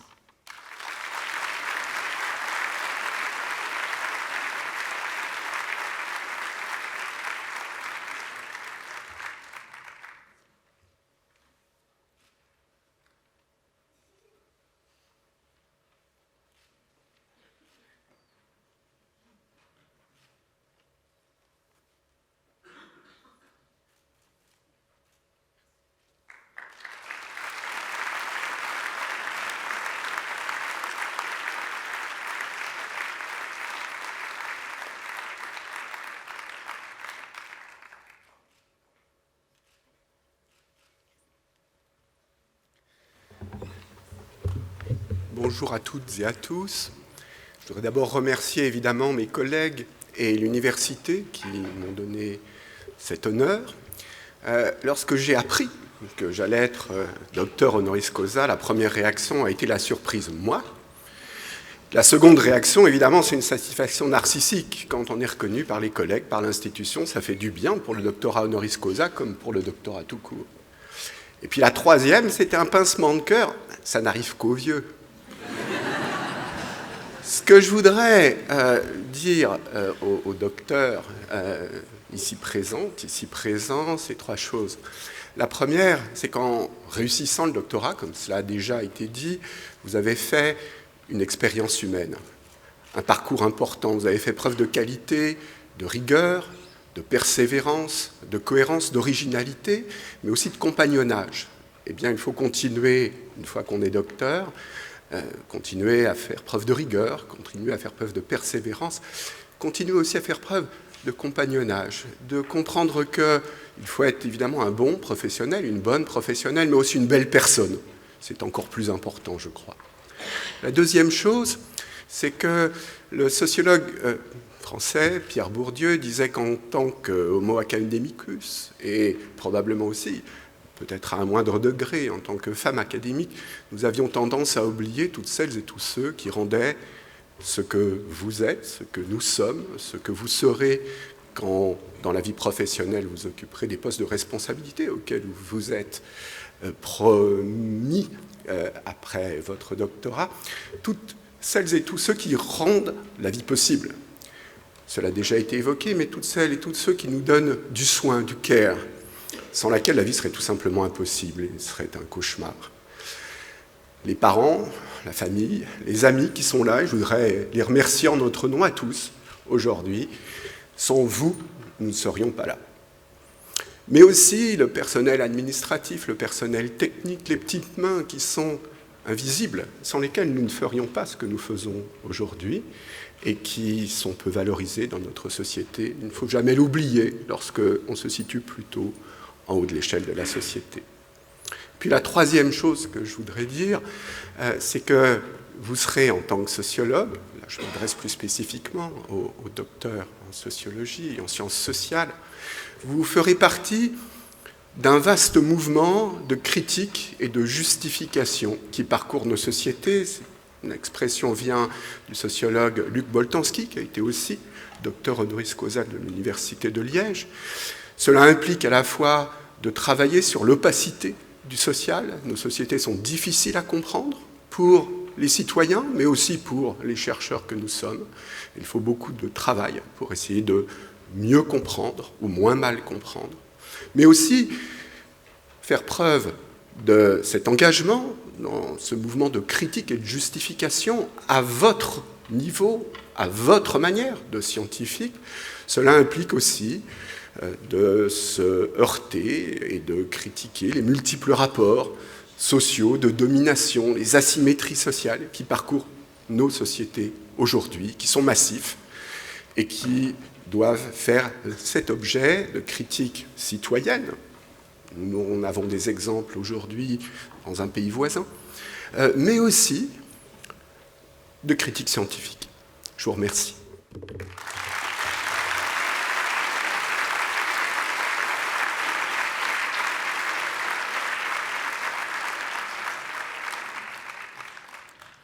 J'invite Monsieur Francis, doyen de la faculté de Jean Blou Agrobiotech à me rejoindre, parrain de Monsieur Claes à me rejoindre aussi sur la scène. J'invite aussi. Ah oui, pardon. Bien, bonjour à tous et à toutes. Je vais procéder à la citation des 55 noms de docteurs de la faculté de Jean Blou, ce qui en fait la première au niveau de l'institution en termes de formation doctorale. Bosmer Régis Aïssou, Bénin. Sofija Andrik, Serbie. Sébastien Bowens, Romain Bouchat. Clément Burgeon. Habib Kamara, Sénégal. Eksha Chang, Chine. Yusha Shen, Chine. Drissa Sissé, Burkina Faso. Sébastien Dandrifos, Olivier Debauche. Héloïse Dubois. Sundru Hel Adjadji, Maroc. Xiaoshu Feng, Chine. David Fontaine, Xiaoming Gao, Chine. Blandine Georges, Maouane Goukbeji, Bénin. Jingyang Hong, Chine. Fructueux Hung Benyon, Bénin. Clotilde Oyos, Wei Hu Shin, Shin Hu Shin. Yatao Wang, Chine. Héloïse Ubi, France. Maroua Kamoun, Tunisie. Jacques Kilela Moana Somwe, République démocratique du Congo. Nicolas Leroy. Wei Yuan Li, Chine. Yang Li, Chine. Yu Si Ili, Chine. Tong Lian, Chine. Tsen Liu, Chine. Jingjing Lu, Chine. Chi Fenma, Chine. Yuling Ma, Chine. Chloé Maas, Mireille Misero, Burundi. Nguyeng Dan Hoang Tu, Vietnam. Papi Nsevolo Myankeba, République démocratique du Congo. Jules Petit, France. Yaning Kwao, Chine. Enja Andria Mama Nenma Railezai Fizolo Arivoni, Madagascar. Jacques Sadiki Moutarouche Wa, République démocratique du Congo. Sengxing Shi, Chine. Gilles Stouvelakers. Tatan Lin, Vietnam. Bastien Vandendal. Kiang Wang, Chine. Pierre-Yves Weri. Chini Wu, Chine. Fen Shu, Chine. Jiawi Tsang, Chine. Xueme Tsao, Chine. Et Mo Tsu, Chine.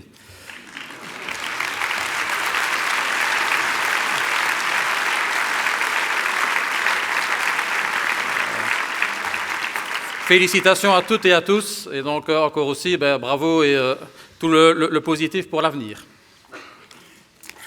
Donc je vais enchaîner avec la présentation de notre docteur honoris causa. Mesdames, Messieurs, en vos titres et qualités, écoute toujours la voix de ta conscience, allez ton juge. Réjouis-toi dans la justice, courrouce-toi contre l'inéquité. Après avoir obtenu une licence en droit à l'ULB, Michel Claes devient avocat au barreau de Bruxelles et sera actif durant 20 ans dans le domaine économique et commercial. Il présida la conférence du jeune barreau, fut membre du Conseil de l'Ordre et fondateur de l'Institut des droits de l'homme. Il presta serment comme magistrat près le tribunal de première instance de Bruxelles et élu ensuite comme juge d'instruction financier, puis comme juge d'instruction européen. Ne juge pas légèrement les actions des hommes, il faut sonder les cœurs et scruter les intentions. Michel Claes, l'enseignant, à la Solvay Business School à l'ULB, à l'UCL, à l'UNAMUR, à l'ICHEC, à l'Université d'Aix-en-Provence, dans le cadre du programme européen de formation des magistrats et policiers, à l'Université de Strasbourg, en droit comparé près de l'École de la magistrature française, près du groupe de répression de la corruption du Conseil de l'Europe à La Haye lors des tenues du Tax Crime Meeting. Michel Claes, le romancier, avec 13 œuvres. Salle des pas perdus, les années paix en lien avec la Seconde Guerre mondiale, la résistance assumée aussi de ses aïeuls, le forain et les techniques de fraude, confrontés au manque de moyens, faux et usage de faux. Autant de romans et de prix, de l'Académie de Belgique, du Fonds européen de la communication sociale, de la Plume de Cristal, de la Société des auteurs belges. Fondateur du Théâtre des Martyrs, Michel Claes en est encore administrateur et poursuit une politique de compagnonnage correspondant à une valeur fondamentale dans son intitulé « Théâtre en liberté ». DHC de la faculté Jean Blou Agrobiotech, quel rapport? Les chiffres des bio-ingénieurs, Monsieur 100 millions, montant approximatif des sommes qu'il aurait fait rentrer dans les caisses de l'État, infatigable révolté, chiffres monstrueux, de la corruption, 6% du PIB brut mondial, la même chose en blanchiment. Le rayon d'action, des circuits courts aux réseaux internationaux, à la fraude en lien avec l'environnement, le climat. L'agroéconomie est le thème de cette année académique sur le campus de Jean Blou. Les valeurs, dire la vérité, pratiquer la justice, penser avec droiture. Pour ces raisons, la faculté de Jean Blou Agrobiotech a proposé le titre de docteur honoris causa de l'Université de Liège à Michel Claes.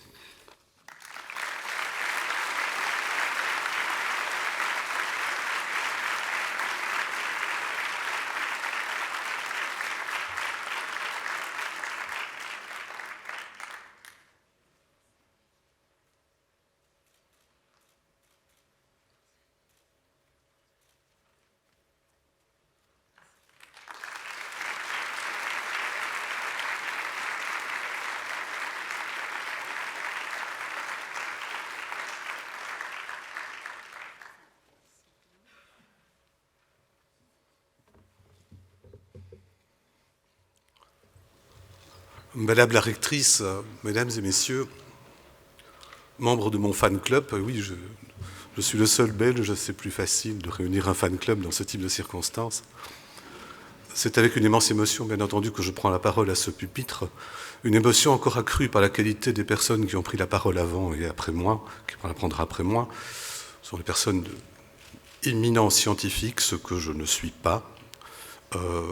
Et là, franchement, c'est une chose qui me va droit au cœur.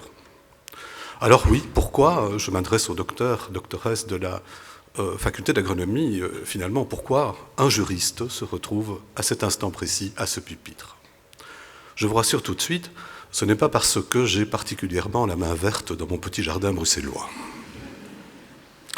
En réalité, c'est parce que dans l'exercice de mon métier et ce qui en a suivi par l'enseignement, la recherche, les articles, les conférences et les formations, je me suis attaché de plus en plus à mettre en évidence les métastases de notre société, et plus particulièrement le dérèglement économique et le règlement climatique. Le règlement économique nous fait vivre aujourd'hui des situations sans précédent, et je crains que la situation soit tout à fait irréversible. Nous avons atteint, en termes d'argent sale, des montants considérables, et les dernières nouvelles que vous avez très certainement connues dans la presse, notamment de la puissance des narcotrafiquants, dépassent absolument toute imagination. Il en est de même du dérèglement climatique. C'est une situation tout aussi irréversible, mais il faut apprendre à en limiter les dégâts. Et nous ne pouvons pas, non seulement rester insensibles à ceci, mais ignorer qu'il est important non seulement de déterminer dans l'environnement quelles sont les règles à prendre pour juguler ce phénomène, mais aussi en termes de règles légales, quelles sont les matières qui doivent être sanctionnées et les moyens qui doivent être donnés pour la réalisation de ces sanctions. Et là, nous nous rejoignons et nous nous tendons la main. Nous allons établir un programme de travail dans lequel, effectivement, le développement de cette collaboration entre les scientifiques et le droit iront en ce sens. Mais aujourd'hui, c'est évidemment la mise à l'honneur de quelque chose d'extraordinaire. C'est la connaissance. La connaissance, c'est oser le mystère à travers la recherche. C'est mettre à nu l'inexpliqué et c'est admettre l'inexplicable. La connaissance génère toutes les valeurs. La première, c'est la transmission. La transmission de la connaissance, c'est un culte. C'est un culte laïque. Il est empreint de rituels, il est empreint de profondeur et de transcendance. La connaissance génère d'autres valeurs. Je choisirai une par-dessus tout, celle qui nous rejoint, mon cher parrain, c'est l'humanisme. Sans la conjonction de cela, il est totalement impossible de faire bouger cette société dont Madame la rectrice a décrit un portrait particulièrement alarmant, et je la rejoins. Oui, la démocratie institutionnelle, la démocratie sociale sont en danger. La connaissance est une richesse mondiale qui, elle aussi, est en danger. J'ose rêver qu'elle atteindra ses combats. J'ose rêver un jour, comme disait le poète grec Risto, quand les prisons deviendront bibliothèques. Et c'est à vous tous, les docteurs, doctoresses de toutes facultés confondues, que je tiens à vous dire, vous avez tout en main aujourd'hui pour participer à ces combats. Vous avez tout en main pour devenir meilleur que nous. C'est urgent. Le monde le mérite et il est urgent que vous interveniez.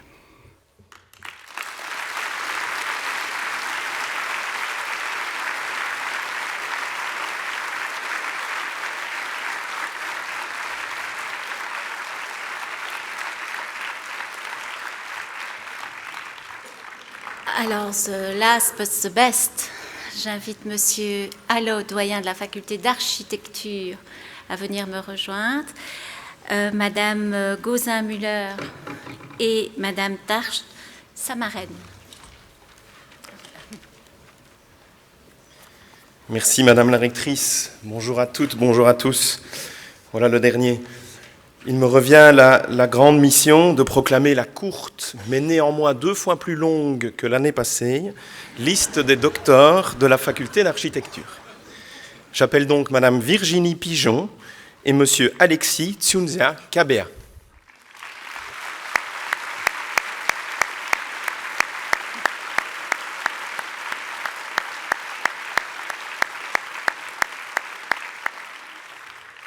Et je cède immédiatement la parole à ma collègue, la professeure Sophie Tract, pour vous présenter notre docteur honoris causa, Madame Dominique Gauzin-Müller. Merci, Monsieur le doyen, Madame la rectrice, Mesdames et Messieurs. L'architecte chercheuse, professeure et autrice française Dominique Gauzin-Müller est une pionnière de l'architecture durable. Son parcours est atypique et volontairement itinérant. Il s'est nourri d'expérimentations et d'échanges avec de nombreux professionnels du monde de la construction. Ses travaux sont ainsi le fruit d'une imbrication entre analyse de terrain, appropriation par le vécu et exploration des théories.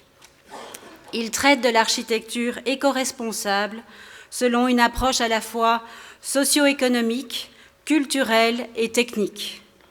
Il s'attache aux nouvelles formes d'habiter, à l'utilisation parcimonieuse de l'énergie, à la gestion durable et circulaire des ressources, ainsi qu'au rôle joué par nos institutions.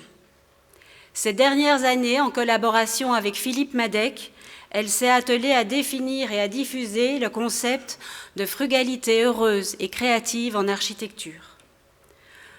Depuis près de 40 ans, Dominique Gauzin-Müller partage l'ensemble de ses connaissances au plus grand nombre, au travers de nombreux ouvrages, conférences, expositions, mais aussi par son implication active dans de nombreuses associations. Elle œuvre aussi dans plusieurs universités internationales pour l'enseignement de la transition écologique en architecture. Ces ouvrages soulignent toute l'importance de repenser fondamentalement notre manière de concevoir, de construire et d'habiter l'espace occupé, en l'ancrant dans une démarche socialement, écologiquement et économiquement soutenable. Ils insistent sur la nécessité de repenser notre relation à l'environnement, notre maison commune, qu'il convient aujourd'hui de ménager et de réparer. Ils nous offrent enfin une nouvelle perspective, ambitieuse certes, mais surtout enthousiasmante. Celle de l'innovation, fondée sur la solidarité, la confiance mutuelle, l'intelligence collective, sur l'engagement de tous les acteurs, de l'occupant aux politiciens, sur la valorisation des ressources et des savoir-faire locaux. Madame Gauzin-Muller, Dominique, c'est un grand honneur de vous compter parmi nos docteurs honoris causa.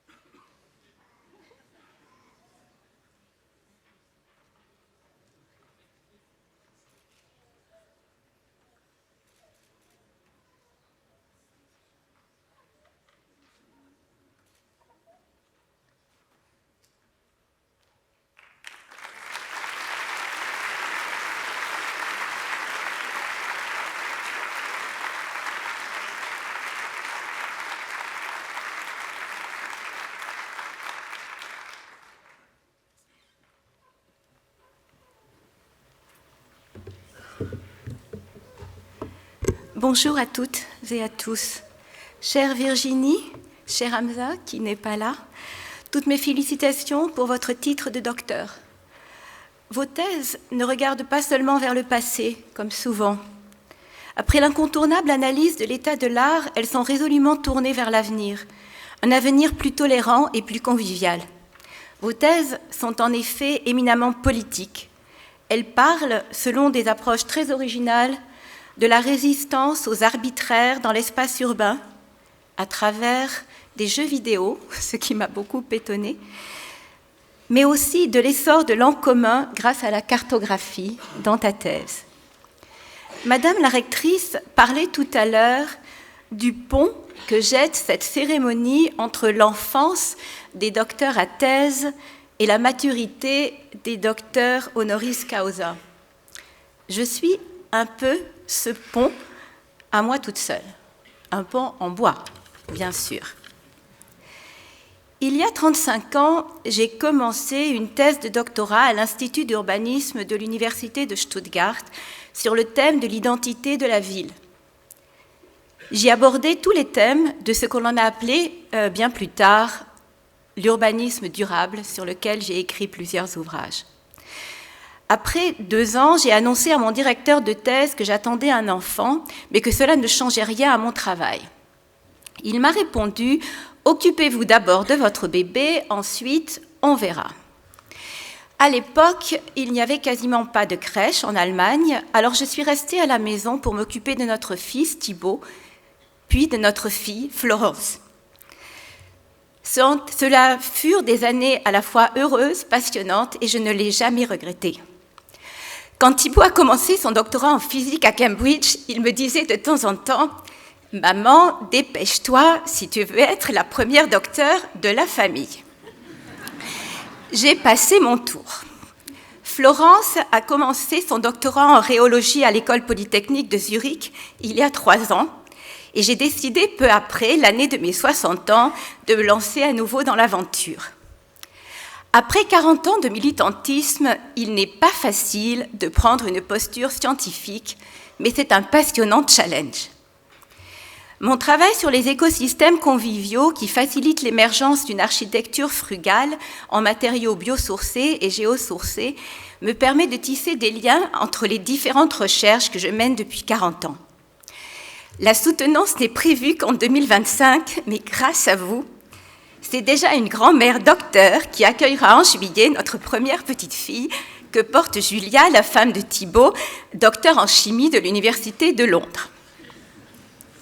Ce docteur honoris causa, auquel je ne m'attendais vraiment pas, je le dédie donc aux jeunes femmes qui hésitent entre fonder une famille et se lancer dans la recherche.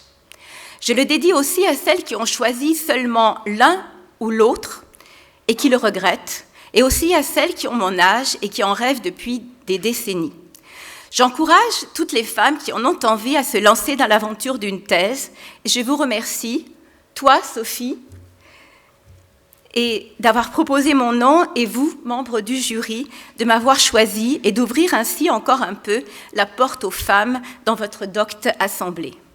Merci à la prestigieuse Université de Liège d'offrir ainsi de la reconnaissance à toutes celles qui travaillent dans la recherche avec passion et abnégation, mais souvent dans l'ombre. Merci.